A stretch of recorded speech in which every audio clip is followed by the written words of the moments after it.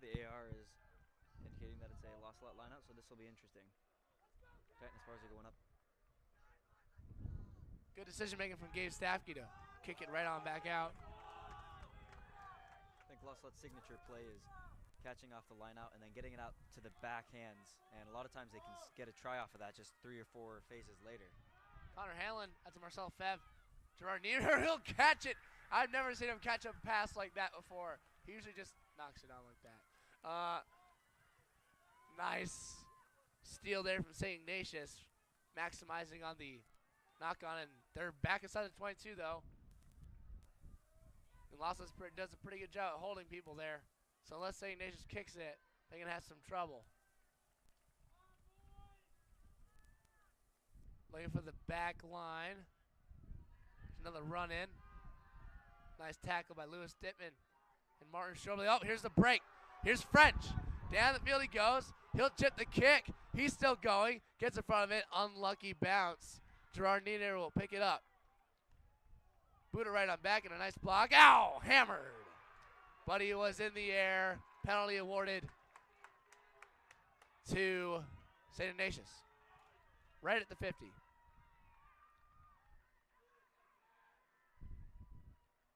That's kind of a interesting turn of events. Usually we're used to the boring just run, get hit, run, get hit, run, get hit, run, get hit. And then all of a sudden there's some kicking play, and now things get a bit more interesting. But it looks like we're going back to the old run and hit situation. So, yeah, this is definitely an exciting game. Lots of stuff happening. Lots of ball movement. Although I think St. Ignatius might be a little bit surprised by how often the ball is in their own territory. La Salette, nope, couldn't quite steal the line out. Well, here's the run. Nice tackle by Tobias Aquilin on Banaszak. But a good run from Banaszak, Rhett. Here's Papish. He takes it into contact, offloads it to Morris. French. Gets it to Gallagher. Out especially.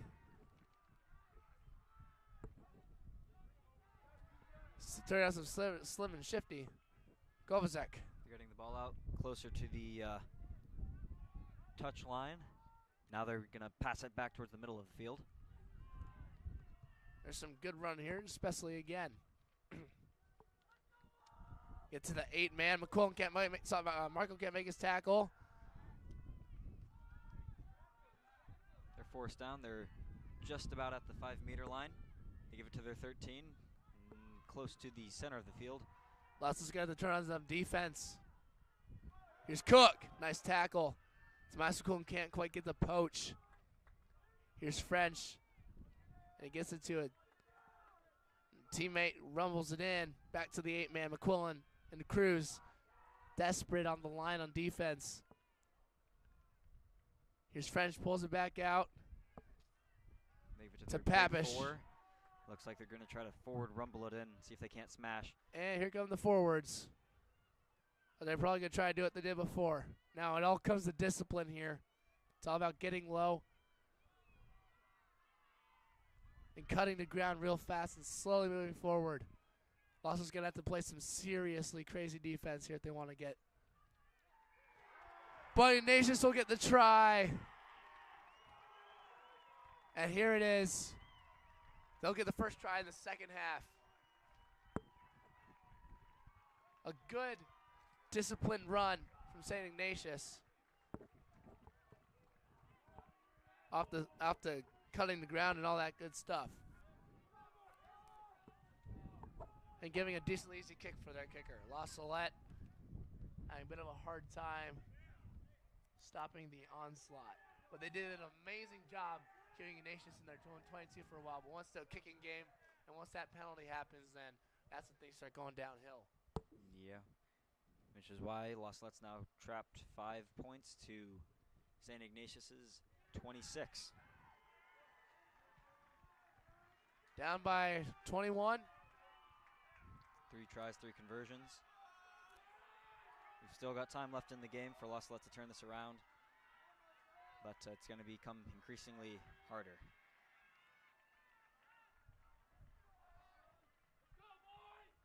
All right, well, La Salette taking their time getting up to the line. Connor Hanlon preparing for the drop kick.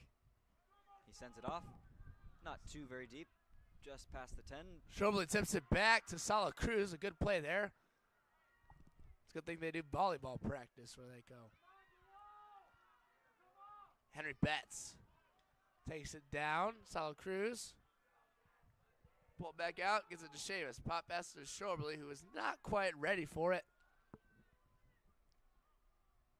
Here's Cruz again.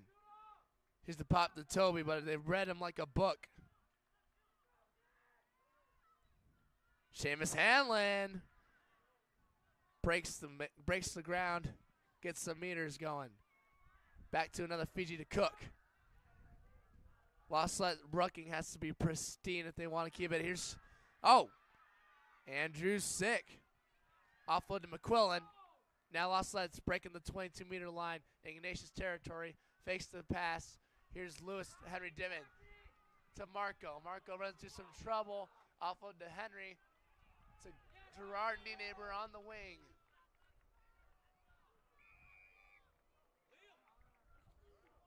And Losslet get the penalty. Salette Cruz with a quick tap.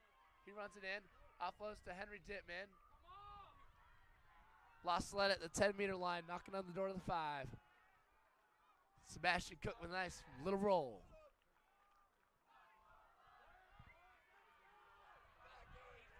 Henry Betts cutting the ground. Losslet at the 3-meter line. Tobias McQuillan. Losslet cutting the ground, giving St. Ignatius the same technique that was used against them just earlier. Losslet forwards are a bit smaller. Here's Salette Cruz. They get out to the backs. Gabe Stafke to Marcel. Marcel, he has no one there. Well, he takes the speed. Marcel Lefebvre. He'll score against St. Ignatius in the semifinals, making it 26-10. Amazing back play, sucking all the Ignatius players into the ruck. And so there's a lot of space on the outside. And next thing you know, Marcel Lefebvre is able to get the wing and put down the try. Marcel Lefebvre, he's got 13 tries this season. Pretty insane.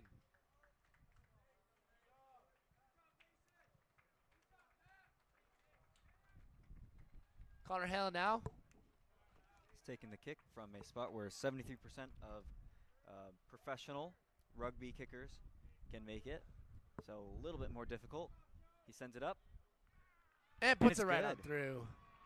Easy peasy for Connor Hanlon. 26-12. Now Losset's got to use this momentum and get something going.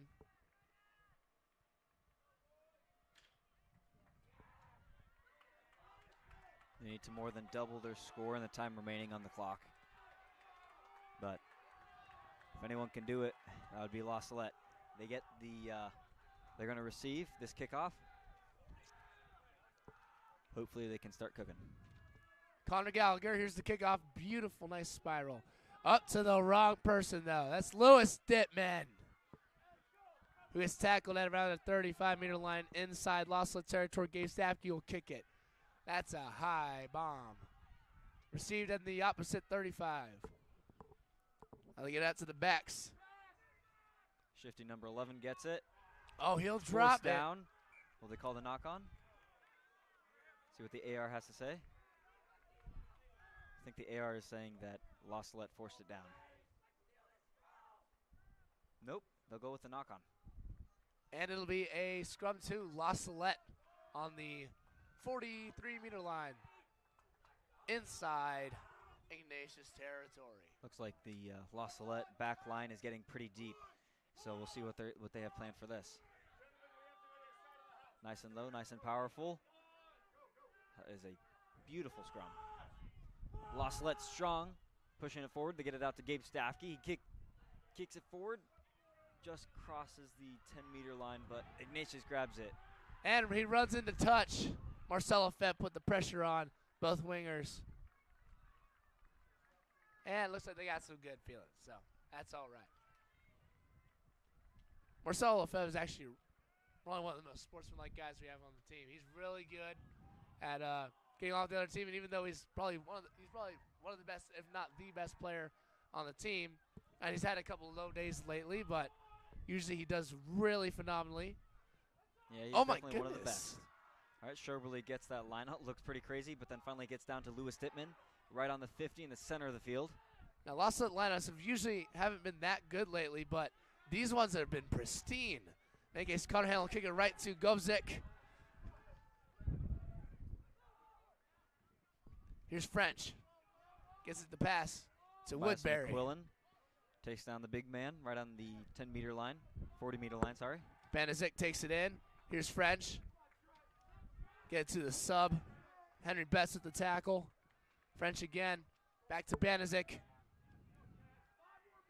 Marco Cruz will get the tackle with Gerard Neighbor. They get back to the sub pod.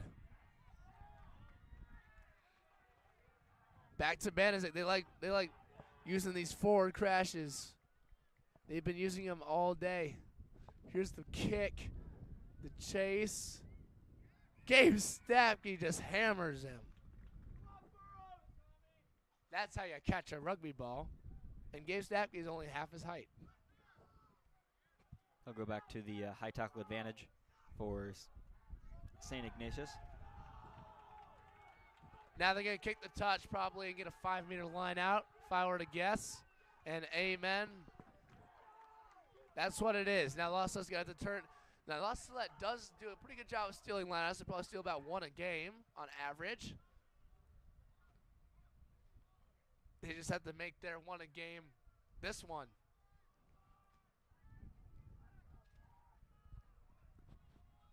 They get ready to throw. Martin Schoberly ready to jump. Not quite. They go with a forward crash, smashing it through just past the 5-meter line. And here's the pod. And they're doing the cutting the ground stuff again. They've definitely found that the forward crash after forward crash seems to be working against La Salette. La Salette does have a severe size deficiency, our biggest player being 200 pounds flat. And here's the try for St. Ignatius. St. Ignatius runs it in again, using Pulling their the score forwards. up 31-12. And Ignatius will put a pounding on.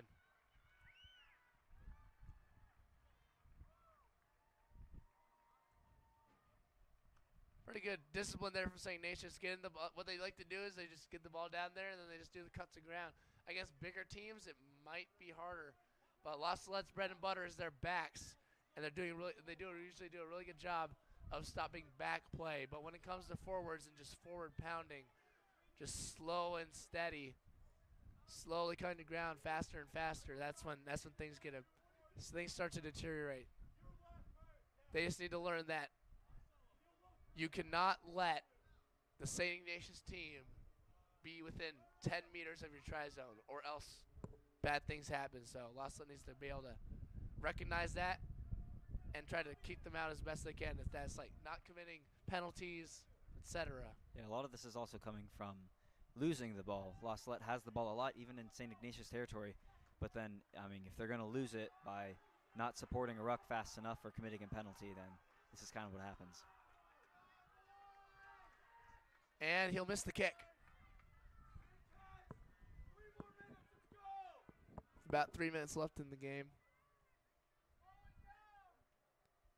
La Salette's got to turn something on. The inner lion. They have to let it roar. Here's the high kick. Nice! Everybody wanted that tackle. It was almost like a pool party. Everyone wanted to show up. La Salette with the tackling, but Ignatius with the offense. Harder hits. Here's the offload. They get it off. La Salette having a hard time getting the tackling down. Here's a sub. Salette Cruz will get the tackle. French will have to clear because his teammates aren't there for him. And they get it out to the back. Here's Gallagher.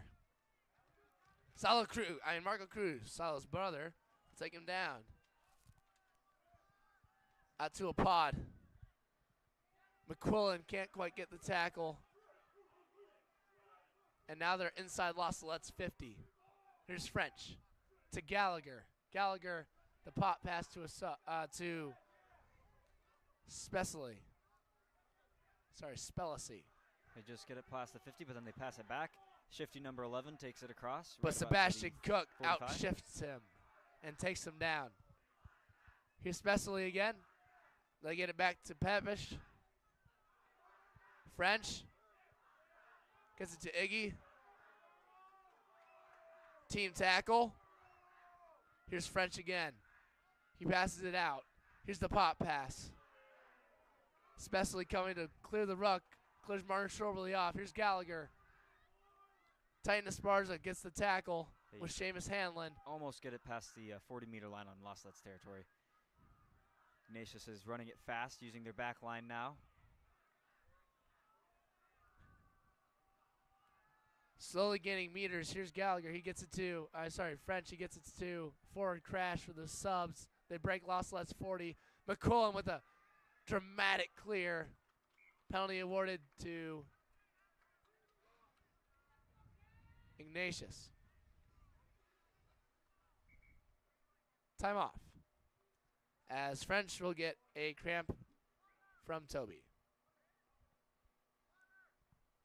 Yeah, it looks like Ignatius is definitely speeding things up now.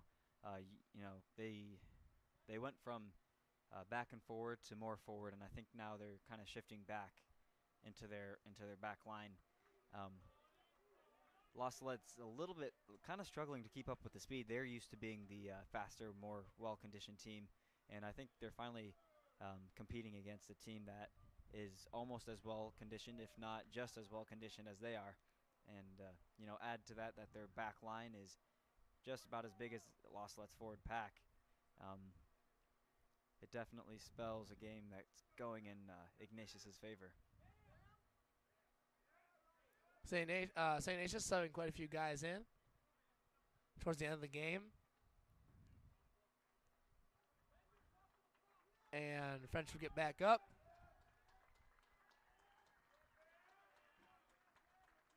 And he's walking fine. Looks like he got subbed off.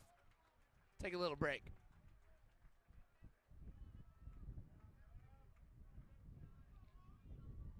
He played pretty well today. French had a really good kicking game, and then his passes were phenomenal. He has a beautiful pass. Good job to French. He really did lead his team pretty well into the finals.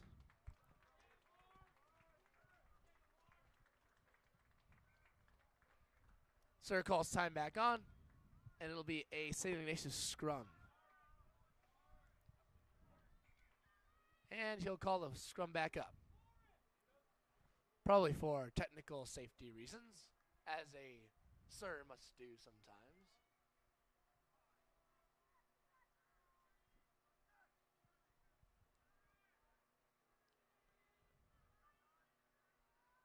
And here's, Salette with an amazing push. And Salette will get the penalty. Beautiful push from Salette. The final push. Connor Hanlon. He'll kick the touch. He needs to gain some meters. Salette needs to score. High and mighty. Beautiful kick to touch from Connor Hanlon. Titan Esparza getting ready to throw the line out. Titan Esparza has been good all game. It looks like some miscalculations with the jumping. Yeah, it looks like they jumped before the Sir had the time to set the mark. I guess here's the jump. Again, and they keep it. Not straight. But not straight. And it'll be a scrum to Ignatius.